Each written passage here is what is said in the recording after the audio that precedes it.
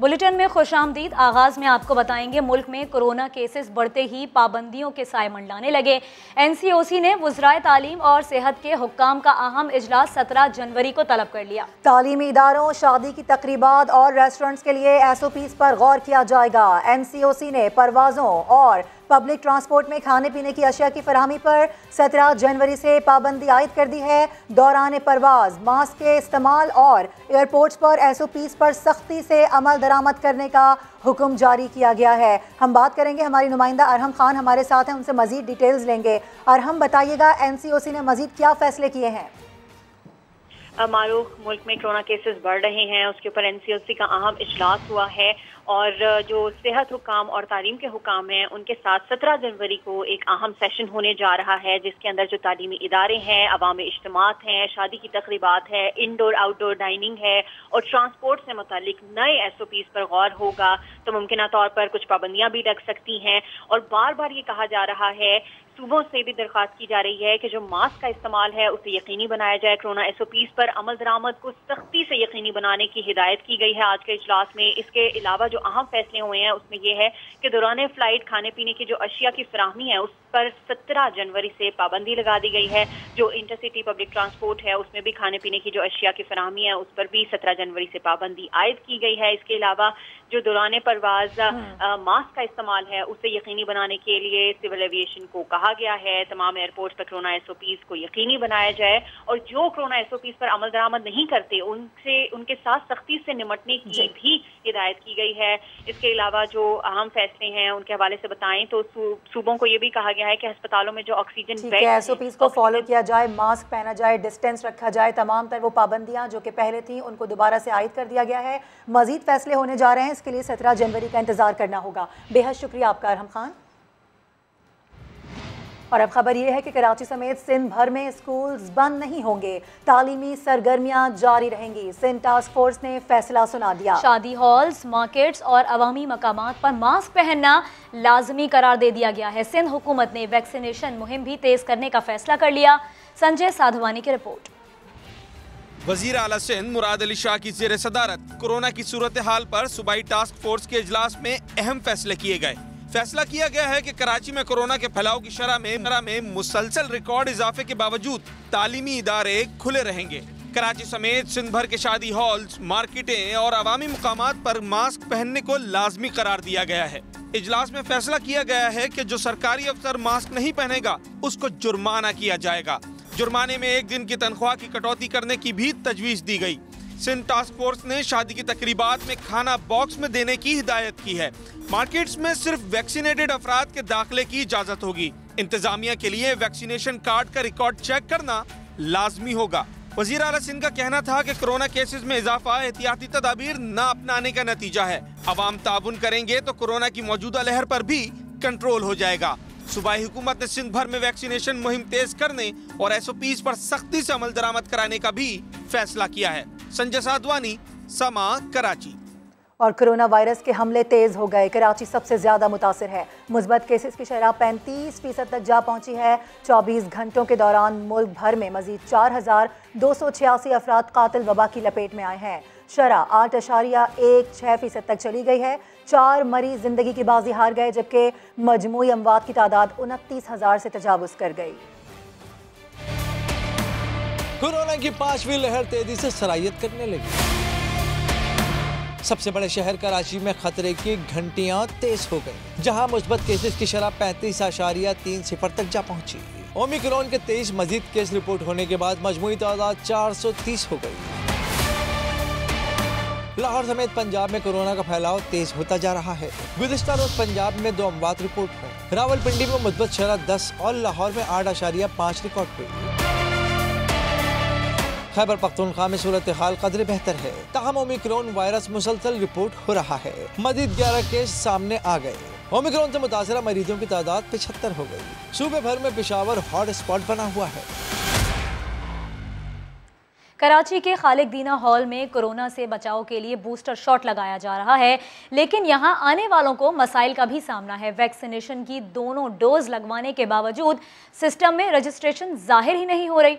ऐसे ही एक शहरी से समा की नुमाइंदा जमजम सईद ने बात की है, आपको सुनवाते हैं। जी बिल्कुल, कोरोना की बढ़ती हुई शरह को मद्देनज़र रखते हुए जो वैक्सीनेशन मुहिम है हुकूमत ने उसको तेज़ करने का फैसला कर लिया है। इस वक्त मैं खालिद दीना हॉल के बाहर मौजूद हूँ। शहरी मेरे साथ मौजूद है। शहरी काफ़ी ज़्यादा परेशान भी यहाँ पर दिख रहा है। सर बताइएगा क्या प्रॉब्लम हुई आपके साथ? दरअसल मेरी बेटी के स्कूल के लिए उन्होंने सर्टिफिकेट मांगा था। मैं 3 दिन से आ रहा हूँ तो उन्होंने कोई रजिस्टर ही नहीं किया हुआ।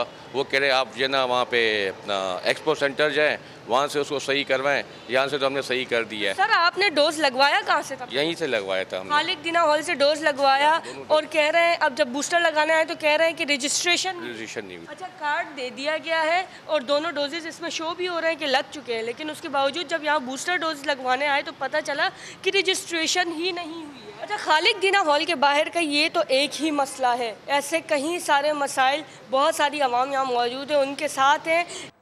आगे बढ़ते हैं। मुतनाज़े बल्दियाती बिल के खिलाफ कराची में आर्ट्स काउंसिल के करीब सिंध की मुश्तरका अपोजिशन जमातों की जानिब से एहतजाज किया जा रहा है। इसी पर बात करेंगे। हमारे नुमाइंदे साद साबरी हमारे साथ मौजूद हैं। साद बताइए कौन कौन सी अपोजिशन जमातों के रहनुमा यहाँ पर मौजूद हैं? जी हाँ, बिल्कुल ऐसे ही है। ये फवारा चौक के ऊपर मुत्तहिदा अपोजिशन की जानिब से सिंध के जो मुतनाज़ा बिल है उसके खिलाफ जो है एक भरपूर एहतजाज किया जा रहा है। MQM, पाकिस्तान तहरीक इंसाफ और पाकिस्तान मुस्लिम लीग फंक्शनल के रहनुमा और कारकुनान की एक बड़ी तादाद हमें यहाँ देखने में आई है। उनके रहनुमा भी मौजूद हैं, उनके कारकुनान मौजूद हैं। नारेबाजी की जा रही है, हाथों में प्ले कार्ड्स उठाए हुए हैं। अगर हम बात करें तो गवर्नर हाउस जाने वाली जो सड़क है और मेट्रोपोल से गवर्नर हाउस आने वाली जो सड़क है, दोनों सड़कें बंद हैं। यहाँ पर स्टेज लगाया हुआ है, कारकुनान की बड़ी तादाद मौजूद है और जो मुत्तहिदा अपोजिशन के जो रहनुमा है वो कारकुनान से खिताब कर रहे हैं।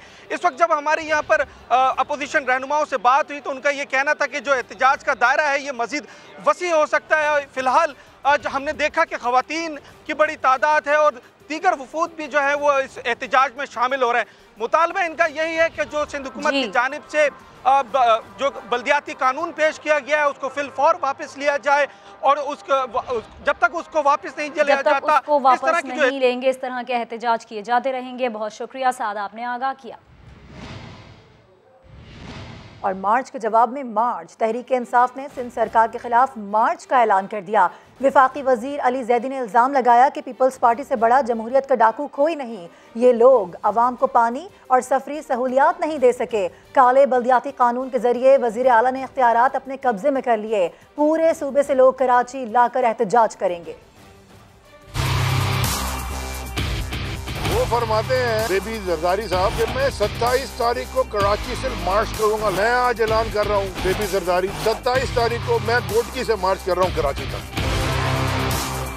पूरे सिंध के लोग मैं लेके आ रहा हूँ कराची। जो तुमने हाल किया हमारे सूबे का, ना तुम पानी लाके दे सके, ना तुम बस चला सके, कचरा तुमसे उठाया नहीं गया। छोटी गाड़ी के जब वो ब्रेक पैड नहीं खराब हो जाते तो जब ब्रेक लगा तो ची ची आवाज आती है, कान में लगती है। वो तकरीर करता है बिलावल, मुझे ऐसी लगता है मैं तो बाहर चला जाता हूँ, मैं तो बैठ के सुन भी नहीं सकता।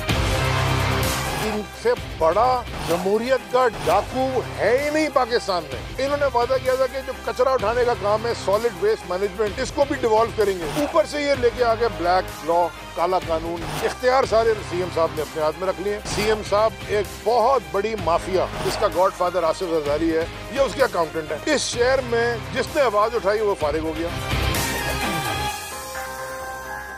कौम की तवज्जो हटाने के लिए बल्दियाती कानून को बुनियाद बनाकर तमाशा लगाया जा रहा है। MQM और जमात इस्लामी के जहरीले बैनर्स तकसीम पैदा करने के लिए हैं ताकि इनकी सियासी दुकान चलती रहे। वजीर इत्तलात सिंध सईद गनी की तनकीद, कहा कि MQM में इतनी जुर्रत नहीं हुई कि वजीर आजम से कराची के गैस बहरान पर बात कर सकते। सिर्फ कौम की तवज्जो हटाने के लिए लोकल गवर्नमेंट के कानून को बुनियाद बना के या तमाशे लगा रहे हैं। एक मरतबा भी MQM ने ये धमकी नहीं दी कि हम आपकी हुकूमत छोड़ देंगे और पेट्रोल की कीमतें कम करें। MQM को इतनी भी अखलाकी जुर्रत नहीं हुई कि वजीर आजम को ये कह सकते हैं कि सूबा सिंध में और कराची में, जिसका वो नाम लेते हैं, वहाँ लोगों के घरों में गैस नहीं आ रही है। मैं तो खराज तहसीन पेश करता हूँ परवेज खट्टर को, कम से कम अपनी पार्लिमानी पार्टी के इजलास में बैठ के वजीर आजम को ये तो कहा कि मेरे इलाके के लोगों को गैस नहीं मिल रही है। ये जहरीले बैनर्स हैं जो जमात इस्लामी और MQM ने शहर में लगाए हैं। मतलब फिर चाहते हैं लोगों में नफरतें पैदा हों, ताकि इनकी सियासी दुकानदारी जो है वो चलती रहे। जमात इस्लामी 2 मरतबा कराची में मेयर या नाज़िम बनी और दोनों मरतबा इत्तफाक कह लें कि फौजी आमिर जो है वो हुक्मरान था। अब ये हकीकत है, बजाय इसके कि उस हकीकत का जवाब किसी दलील के साथ दें। अगर वो मुझे चनेसर कोट से, भाई मैं कभी नहीं छुपाया, मैं चनेसर कोट का रहने वाला हूँ, मैं खास के लिए हूँ, मुझे इस पर कोई शर्मिंदगी नहीं है। वो मेरा हक मुझसे 100 गुना ज़्यादा है शहर के ऊपर।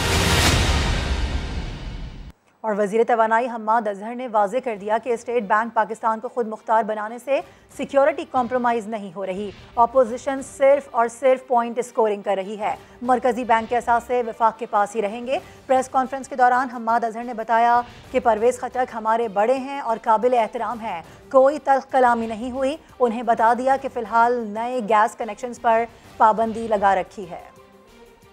लेजिस्लेशन हम लेके आए हैं, इसके तहत स्टेट बैंक जो है वो पॉलिटिसाइज्ड डिसीजंस जो है उससे भी पाक रहेगा। वो एक लॉन्ग टर्म व्यू ले सकेगा पॉलिसी के ऊपर। और जहां तक ये किसी का कहना है कि ये कोई बड़ा नेशनल सिक्योरिटी को रिस्क है, तो मैं उनको ये बताना चाहता हूं कि स्टेट बैंक का तायन, डिप्टी गवर्नर का तायन, स्टेट बैंक के पूरे बोर्ड का तायन, जो कि स्टेट बैंक के गवर्नर को हटा भी सकता है, वो वफाकी हुकूमत के पास ही रहेगा। और State Bank as an institution, उसके तमाम असासाजात वो वफाकी हुकूमत की मलकियत ही रहेंगे। तो ये इसके ऊपर बहरहाल एक सियासी इसको रंग देने की कोशिश की गई। परवेज़ खटक साहब हमारे बड़े हैं, हमारे सीनियर हैं, हमारा बड़ा एहतराम है और उनका पूरा हक है। ये हमारी विरासती पार्टी नहीं है जहां पे कोई बच्चा भी आके बैठ जाए पार्टी लीडर का तो सारों का सांस सूख जाता है। तो उनको बताया गया कि भाई इस वक्त डिमांड और सप्लाई ये है, लोकल गैस के रिजर्व्स हमारे डिप्लीट कर रहे हैं, इसलिए नए कनेक्शंस के ऊपर फिलहाल पाबंदी लगाई हुई है। गैस बहरान के मामले पर सिंध हुकूमत ने वफाकी वजीर हम्माद अजहर को ख़त लिखकर शदीद एहतजाज किया है। सिंध के महकमा तवानाई की जानिब से वफाकी वजीर हम्माद अजहर को ख़त लिखा गया है। सिंध हुकूमत का कहना है कि वफाक के पास सलाहियत नहीं तो सुई सदरन गैस कंपनी हमारे हवाले कर दें, हम गैस की पैदावार और दुरुस्त तकसीम करके दिखा सकते हैं। खत के मुताबिक सिंध को गैस पैदा करने के बावजूद हक से महरूम किया जा रहा है। 3 सालों से तसलसल के साथ सिंध की गैस पर डाका डाला जा रहा है। नवंबर से गैस की बंदिश और कम प्रेशर के बाइस मकीन परेशान हैं। कराची के शहरी मुलाजमतों और बच्चे भूखे स्कूल जाने पर मजबूर हैं। पैसे लगाओ जेल में भी घर जैसा माहौल पाओ, तफसीलात जानिए इसी बुलेटिन में। और वज़ीर ममलिकत इत्तलात फ़ारूक हबीब कहते हैं कि कामयाब जवान प्रोग्राम के तहत 40 अरब के कर्जे मंजूर किए जा चुके हैं। 30 अरब रुपए फराहम भी कर दिए गए। जिसके पास आइडिया था उसे कर्ज दिया गया। मुआविन ख़ुसूसी उस्मान डार ने कहा कि नून लीग दौर में शहजादी मरियम कर्ज प्रोग्राम की सरबराह थीं। वज़ीर आज़म हाउस से कर्ज की सिफारिशें आया करती थीं। इस्लामाबाद से रिपोर्ट कर रहे हैं अब्बास शब्बीर। वज़ीर आज़म के कामयाब नौजवान प्रोग्राम की 2 साला कारकर्दगी क्या रही, कितने नौजवानों के लिए कर्ज मंजूर हुआ, कितनों को रकम फराहम की गई। इस्लामाबाद में प्रेस कॉन्फ्रेंस करते हुए वज़ीर मुमलिकत इत्तलात फ़ारूक हबीब और मुआविन ख़ुसूसी उस्मान डार ने तमाम तफसीलात बता दी। फ़ारूक हबीब कहते हैं 2 साल में प्रोग्राम में शफाफियत को यकीनी बनाया गया। कामयाब जवान प्रोग्राम के तहत अभी तक जो है वो 40 अरब रुपए के जो लोन्स हैं वो नौजवानों के लिए मंजूर किए जा चुके हैं, जिसमें से 30 अरब रुपए का कर्जा जो है वो तकसीम किया जा चुका है। मुआविन ख़ुसूसी उस्मान डार ने कर्ज प्रोग्राम के हवाले से नून लीग और PTI के दौर का फ़र्क भी बता दिया। शहजादी मरियम जिस प्रोग्राम को हेड करती थी 26 अरब रुपए 5 सालों में तकसीम हुए और आज प्राइम मिनिस्टर इमरान खान का प्रोग्राम 1 साल में 27 अरब रुपए तकसीम कर रहा है। बुनियादी वजह शफाफियत है। प्राइम मिनिस्टर हाउस में बैठाकर कहा जाता था इसको कर्जा दे दें, इसको दे दें। मुआविन ख़ुसूसी का कहना था कि गुज़श्ता 3 दहाइयों में नौजवानों को नजरअंदाज किया गया। मौजूदा हुकूमत जवानों के लिए IT साइबर सिक्योरिटी की महारत, कामयाब जवान इन्वेंशन प्रोग्राम और ग्रीन यूथ मूवमेंट शुरू कर रही है। लाहौर की बैंकिंग जराइम कोर्ट ने मनी लॉन्ड्रिंग केस में अपोजिशन लीडर शहबाज शरीफ और हमजा शहबाज की अबूरी जमानतों का तहरीरी हुक्म जारी कर दिया। अदालत ने शहबाज शरीफ और हमजा शहबाज की दरखास्त जमानत में 21 जनवरी तक तौसी कर दी। तहरीरी हुक्म में कहा गया है कि शहबाज शरीफ और हमजा शहबाज मुतालिका अदालत से अबूरी दरखास्त जमानत के लिए रुजू करें। दरखास्त गुजार के वकला की इस्तदा पर मुतालिका अदालत से रुजू करने की मोहलत दी गई है। दरखास्त जमानत के लिए मोहलत देने पर FIA के वकला को एतराज़ नहीं है। FIA ने इस अदालत का दायरा इख्तियार न होने पर चालान वापस लेने की इस्तदा की। गुज़िश्ता रोज़ अदालत ने शहबाज शरीफ और हमजा शहबाज का FIA की जानिब से दायर चालान वापस किया था। और वज़ीर आज़म के मुशीर बराए एहतसाब दाखिला शहजाद अकबर कहते हैं कि मनी लॉन्ड्रिंग मजाक नहीं, हरीम शाह की वीडियो को दरगुजर नहीं करेंगे, संजीदा एक्शन लिया जाएगा। शहबाज शरीफ अपने भाई नवाज शरीफ के जमानती हैं, उनसे जवाबदही और कानून के मुताबिक कार्रवाई होनी चाहिए। मजाक के लिए और टिकटॉक्स पे वीडियो बनाना अच्छी बात है, उसको तो हम चाहते हैं कि परवान मिले और जो लोगों का टैलेंट है वो चलता रहे, लेकिन कुछ मामलात ऐसे होते हैं जो मजाक के नहीं होते, स्पेशली मनी लॉन्ड्रिंग जैसी चीज़ें कि आप बैठ के एक वीडियो बनाएं और जिसमें ये कहें कि जी आपने पैसे लॉन्डर किए हैं। तो FIA ने इस सिलसिले में एक इंक्वायरी रजिस्टर कर दी है और बरतानिया के जो रेलिवेंट इदारे हैं उनसे भी वो इन्फॉर्मेशन शेयर की है। उनकी एक वीडियो भी और आ गई जी कि हम तो मजाक कर रहे थे। ये अगर मजाक भी है तो बड़ा भोंडा मजाक था। एज़ पर लॉ है वो इन्वेस्टिगेट किया जाएगा और उसमें जो भी कानूनी तरीका होगा वही इख्तियार किया जाएगा। इसमें मैं नहीं समझता कोई दरगुजर का मामला हो सकता है। वफाकी हुकूमत ने अदालत से रजू करने का फ़ैसला किया है। जब ज़मानत दे के जाते हैं तो ये हम समझते हैं कि ये अदालत की तजलील है, निज़ाम की तजलील है। उससे जवाबदेही भी होनी चाहिए और कानून के मुताबिक कार्रवाई होनी चाहिए जैसे एक आम शख्स के साथ होती है। आगे बढ़ें, आपको बताएं कि चीफ इलेक्शन कमिश्नर ने वज़ीर आज़म इमरान खान से इलेक्ट्रॉनिक वोटिंग मशीन और आई वोटिंग के प्रोजेक्ट मैनेजमेंट यूनिट बनाने के लिए जगह और इमारत मांग ली है। चीफ इलेक्शन कमिश्नर ने खत में 4 मुख्तलिफ इमारतें तजवीज़ भी कर दी। Chief election commissioner Sikandar Sultan Raja ने खत में लिखा कि इलेक्शन कमीशन इंतखाबी अमल में टेक्नोलॉजी के इस्तेमाल के लिए इकदाम उठा रहा है। इस ज़मन में प्रोजेक्ट मैनेजमेंट यूनिट के क़याम के लिए जगह और इमारत दरकार है। खत में कहा गया यूनिट के क़याम के लिए पाकिस्तान अकेडमी ऑफ साइंसेस या PCSI के गेस्ट हाउस इस्तेमाल किए जा सकते हैं। वजारत साइंस और टेक्नोलॉजी का खाली फ्लोर या सर सैयद मेमोरियल सोसाइटी की इमारत भी इलेक्शन कमीशन को फराहम की जा सकती है। खत के मुताबिक यूनिट के क़याम के लिए IT प्रोफेशनल्स की भर्तियों का काम आखिरी मराहिल में है। यही टीमें EVM, आई वोटिंग और इंतखाबी अमल में टेक्नोलॉजी के इस्तेमाल के लिए काम करेंगी। और पीपल्स पार्टी हुकूमत के खिलाफ 27 फरवरी से लॉन्ग मार्च शुरू करेगी। ये मज़ार कायद कराची से इस्लामाबाद तक जाएगा। मार्च में हल्का बंदी मुकम्मल हो जाए फिर बल्दियाती इंतखाबात करवाएंगे। 7 में वज़ीर आला मुराद अली शाह मीडिया टॉक कर रहे थे। बल्दियाती इंतखाबात के लिए हल्का बंदी का प्रोसेस इस वक्त शुरू हो गया है। इलेक्शन कमीशन ने तारीख दी है, जो उनका शेड्यूल बनाया उन्होंने, वो मार्च तक कंप्लीट करेंगे हल्का बंदी। हम तो चाह रहे थे कि फरवरी मार्च में इंतखाबात हो जाए। पाकिस्तान पीपल्स पार्टी ने फैसला किया है, चेयरमैन बिलावल भुट्टो जरदारी साहब ने, पूरी सेंट्रल एग्जीक्यूटिव कमेटी ने, और इंशाअल्लाह ताला 27 फरवरी से ये कायद आज़म की मज़ार से लॉन्ग मार्च शुरू होगा।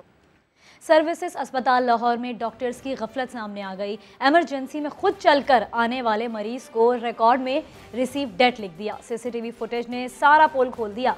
दानियाल उमर की रिपोर्ट देखिए। सर्विसेज अस्पताल में डॉक्टर्स की बेहिसी, खुद चलकर अस्पताल आने वाले मरीज को मुर्दा जाहिर कर दिया। गुज़श्ता रोज 32 साल हामिल खुद चलकर अस्पताल पहुंचा। CCTV फुटेज में सहारा लेकर इमरजेंसी में जाने के मनाजर वाजे हैं। लवाहिकीन के मुताबिक मरीज डॉक्टर्स की गफलत से जाँ बहक हुआ और रिकॉर्ड में से मुर्दा हालत में रिसीव करने का दावा कर दिया गया। लवाहिकीन ने गुज़श्ता रोज एहतजाजन सड़क ब्लॉक करने की कोशिश भी की थी। महकमा सेहत पंजाब का कहना है कि तहकीकाती कमेटी मामले पर इंक्वायरी कर रही है। उधर यंग डॉक्टर एसोसिएशन ने मरीज के लवाहिकीन की जानिब से हंगामा आराई के खिलाफ एहतजाज का ऐलान किया है। और लाहौर सर्विसेज अस्पताल में गुज़िश्ता रोज़ डॉक्टरों की मुबैना गफलत से 31 साल हामिद के जाँ बहक होने का मामला। हामिद खुद चलकर गया लेकिन एंट्री स्लिप में डॉक्टर्स ने उसे रिसीव डेड लिख दिया। समा के नुमाइंदे मोहम्मद अली रजा इस वक्त हामिद के वालिद के हमरा मौजूद हैं, उनकी जानिब बढ़ेंगे। बताइएगा इस हवाले से। इस वक्त हमारे साथ नौजवान के अहले खाना मौजूद हैं जो कि इस वक्त गम से निडाल हैं। आइए इनसे बात करने की कोशिश करते हैं। अच्छा सर, बताइएगा कल क्या मामला पेश आया? वो अपने पैरों पे चल के हॉस्पिटल गया है। उसने जाके खुद ही डॉक्टर को बताया कि मुझे यहाँ पेन हो रही है, तो डॉक्टर ने उसे लिटा दिया है। तो लिटाने के बाद उसकी कोई ट्रीटमेंट नहीं की। वो इधर को जा रहा है, डॉक्टर को इधर को जा रहा है, गफलत लापरवाही। उसके बाद तकरीबन जब मैं पहुंचा हूँ 20 मिनट के बाद मैं पहुंचा हूँ तो डॉक्टरों ने मुझे डेड जो है ना ECG की हुई डेड दे दी। मैं कहा यार ये तो डेड है, ये तो अपने पैरों पे चल के इधर आया है। वो कह रहा नहीं तो डेड आया ये। तो जो छोटा बेटा साथ लेके गया था उसने बोला कि इन्होंने ECG की है, पहले भी वो इनके पास है, वो इन्होंने छुपा ली है। मेरी उनके साथ बहस होती रही है, कुछ तकरीबन 1.5 घंटा, कि भाई हमें बताएं, वो ECG दें, ये बच्चे को क्या हुआ है। मैं भी किसी को बता सकूंगी ये मेरे बच्चे को ये हो गया। वो बस इधर उधर कोई डॉक्टर इधर को भाग जाता था, कोई इधर को भाग जाता था, किसी ने ना हमारे साथ तामन नहीं किया। डॉक्टर आगे से बदतमीजी करनी शुरू हो गया। उन्होंने इमरजेंसी का दरवाजा बंद कर लिया। जब वो दरवाजा बंद कर लिया, उन्होंने बोला कि इनको बाहर नहीं जाने देना, इन सब पकड़ लो मेरे साथ। उसके बाद पुलिस, मुतलका पुलिस आई है हमारे साथ, और मेरी उधर माएँ बहनें भी पहुंच गई थी। उन्होंने, मुतलका पुलिस ने आके ज्यादती की है, डंडे मारे हैं, हमें पकड़ लिया, हमें धमकियां दी हैं। उन्होंने कहा कि हम आपके ऊपर 302 का पर्चा दे देंगे, नहीं तो आप अपनी दरखास्त वापस लो, अपनी डेड बॉडी उठाओ और इधर से भाग जाओ। अफसोस का मकाम है। अपडेट कर रहे थे आप अली रजा, बेहद शुक्रिया आपका। कराची भीमपुरा के गोदाम से जेर ज़मीन बरामद असलहा का मामला मौमा बन गया है। असलहा पुराना और नाकाबिल इस्तेमाल है। पुलिस का कहना है कि स्टेन गन नेटो का असलहा लगता है। एंटी एयरक्राफ्ट गन से कालादम BLA का शुबा है। मजीद 3 मकामात पर असलहा होने का शुबा जाहिर किया है। शाहनवाज कादरी की रिपोर्ट देखिए। असले के इस ढेर को पुलिस ने खुफिया इतला पर कराची के इलाके भीमपुरा के गोदाम से बरामद किया है। इतला मिलने पर पुलिस रात भर SSP सेंट्रल की निगरानी में गोदाम की खुदाई करती रही और 4 फीट खुदाई करने के बाद असले का ये जखीरा बरामद किया गया है, जिसमें एंटी एयरक्राफ्ट गन और स्टेन गन तक शामिल है। लेकिन जमीन में तवील अरसे रहने की वजह से अब ये इस्तेमाल के काबिल नहीं रहा है। पुलिस को शुबा है कि असला कालादम तंजीम का है। स्टेन गन एक तरफ ये भी इंडिकेट करती है कि ये हो सकता है कोई BLA का भी हो सकता है, या फिर जैसे एंटी एयरक्राफ्ट गन है, जैसे नेटो का कुछ मिसिंग वेपन था, वो भी इंडिकेट कर रही है। इस गोदाम को अहले मोहल्ला आसिफ ज़दा करार देते हैं, जबकि चंद माह कबल ही किराए पे लिया गया था। ये गोदाम जो है ना बिल्कुल हमेशा से बंद ही रहता है, लेकिन अभी ये 6 महीने हुए या तकरीबन 8 महीने हुए किसी ने किराए पे लिए। जो घर में 1-2 दफ़ा मैंने देखा है कि रात को ट्रक आया है। पुराने असले का जखीरा जिस गोदाम से मिला है, इसके बिल्कुल करीब नेपर पुलिस स्टेशन है। इतनी बड़ी तादाद में ये असलहा वहाँ कैसे पहुँचा और इसे यहाँ मुंतकिल किए गए कितना अरसा गुजर चुका है, पुलिस खोज लगा रही है। कैमरामैन इमरान शाहिद के साथ शाहनवाज अली कादरी, समा, कराची। और वज़ीर आला सिंध या किसी वज़ीर की ख्वाहिश पर जेल से कैदियों की अस्पताल मुंतकली नहीं होती। ये मुंतकली डॉक्टर्स की रिपोर्ट पर होती है। वज़ीर इत्तलात सिंध सईद गनी की कराची में न्यूज़ कॉन्फ्रेंस। शाहरुख जतोई की जेल से अस्पताल मुंतकली के सवाल पर कहा कि मामले की तहकीकात हो रही हैं। चीफ मिनिस्टर साहब को हर चीज़ का तो नहीं इल्म होता ना कि जी कौन सा कैदी कहाँ पर कैद है और कौन सा कैदी हॉस्पिटल में चला गया है। रूटीन में केसेस आते हैं और उसके अंदर अगर डॉक्टर्स ने लिखा हो कि फ़िलहाल कैदी को ये बीमारी ला के इसको फ़िलहाल हॉस्पिटल में लेके जाना है, तो उस पर फिर चीफ मिनिस्टर क्या करेगा, मत लेके जाओ। वज़ीर आला की या किसी वज़ीर की ख्वाहिश पर आप ये नहीं कर सकते कि उसको फ़लाँ आदमी को उठाया फ़लाँ जगह ले जाओ। डॉक्टर्स होते हैं, उनके टेस्ट होते हैं, उनकी रिपोर्ट्स होती हैं, उसके बाद जाकर हॉस्पिटलाइज होते हैं। अगर किसी केस के अंदर किसी कैदी को फेवर कहीं से दी गई होगी तो वो पूरे मराहिल जो हैं वो तय किए गए होंगे। तो तहकीकात इसी चीज़ की तो हो रही है। इस्लामाबाद की ज़िला अदालत में नूर मुकद्दम कत्ल केस की समाअत 17 जनवरी तक मुलतवी कर दी गई। मुद्दई मुकदमा शौकत अली मुकद्दम ने बयान कलमबंद करवा दिया। कहा कि किसी के साथ ज़ाती दुश्मनी नहीं, मेरी बेटी का नाहक कत्ल किया गया है। मुलजिम ज़ाहिर जाफ़र को मौत की सज़ा दी जाए। नूर मुकद्दम कत्ल केस की समाअत। मुद्दई मुकदमा शौकत अली मुकद्दम का बयान कलमबंद। शौकत मुकद्दम ने कहा कि किसी के साथ मेरी ज़ाती दुश्मनी नहीं। उन्होंने कहा कि बेटी का कत्ल हुआ, ज़ाहिर जाफ़र को सज़ाए मौत दी जाए। मुलजिम ज़ाकिर जाफ़र माली और चौकीदार अदालत में पेश। केस की समाअत 17 जनवरी तक मुलतवी। और अब आपको बताएं कि फैसलाबाद में गरीब अफराद में गर्म कपड़े, जूते और रज़ाइयों की फराहमी के लिए एहसास बाजार तो लगा दिया गया है, लेकिन इंतजामात मुनासिब नहीं है। हम बात कर लेते हैं, अब्दुल अहद हमारे साथ हैं उनसे। अब्दुल अहद, बताइएगा क्या शिकवा कर रहे हैं वहाँ पर जो लोग आ रहे हैं? जी बिल्कुल, ये फैसलाबाद में ये एहसास बाजार लगाया गया है जो कि मुस्तहिक अफराद के लिए है, जहां पर गर्म कपड़े, जूते, रजाइयाँ और दीगर अशिया फराहम की जा रही हैं। लेकिन देखा जा रहा है कि मीलों लंबी कतार लगी हुई है जिसके अंदर धक्कम पेल की जा रही है, खवातीन नीचे गिर रही हैं, जबकि इंतजामिया यहाँ पर मौजूद होने के बावजूद भी जो है इन तमाम तर इंतजाम को जो है वो बेहतर नहीं बना पा रही। और ये तमाम तर सूरत हाल होने के बाद, रश बढ़ने के बाद जो है वो इंतजामिया ने कबल अज वक्त इस बाजार को भी बंद करवा दिया है, जिसके बाद आवाम दूर दराज से जो आई थी उन्हें भी काफी ज्यादा मुश्किलात का सामना करना पड़ा है, जो कि किराया लगाकर यहाँ तक पहुंची थी। वो आवाम जो है खाली हाथ वापस जाने पर मजबूर हुई। ठीक है, बहुत शुक्रिया तफसीलात के लिए। और थर्ड जीप रैली के दूसरे रोज स्टॉक कैटेगरी में मुकाबले जारी हैं। ट्रैक कितना तवील और कितने ड्राइवर हिस्सा ले रहे हैं ये जानते हैं वहीं मौजूद अपने नुमाइंदे हुजैफा खान से। जी हुजैफा। जी, थर के रेगिस्तान में जीप रैली का मेला सज चुका है और आज दूसरा रोज है जहां पे स्टॉक कैटेगरी के मुकाबले जा रहे हैं। मेरे कैमरामैन इम्तियाज अली आपको दिखाएंगे कि इस स्टार्टिंग पॉइंट से किस तरह गाड़ियां छलांग लगाती हुई जाती हैं और धूल उड़ाती हैं। और ये ट्रैक तकरीबन 107 किलोमीटर पर मुहित है, जिस पर उतार चढ़ाव भी हैं, मुख्तलिफ किस्म के ट्विस्ट एंड टर्न्स भी हैं, लेकिन जीत उसी की होगी जो इस ट्रैक पे अपनी स्पीड भी बरकरार रखेगा और साथ साथ फिनिशिंग लाइन तक भी पहुंचेगा। जबकि इसी कैटेगरी के अंदर आज निदा वास्ती और दीना पटेल भी जो है वो कॉन्टेस्ट कर रही हैं, जबकि प्रिपेयर्ड कैटेगरी के मुकाबले जो है वो इतवार के रोज होंगे, जिसमें मारूफ, नादिर मक्सी और साहिबजादा सुल्तान जो है वो अपनी सलाहियतों के जौहर दिखाएंगे। जी हुज़ैफा, बहुत शुक्रिया आपका। इसी के साथ खबरों से फिलहाल इतना ही। एक ब्रेक के बाद हाजिर होंगे हेडलाइंस के साथ। देखते रहिए समा।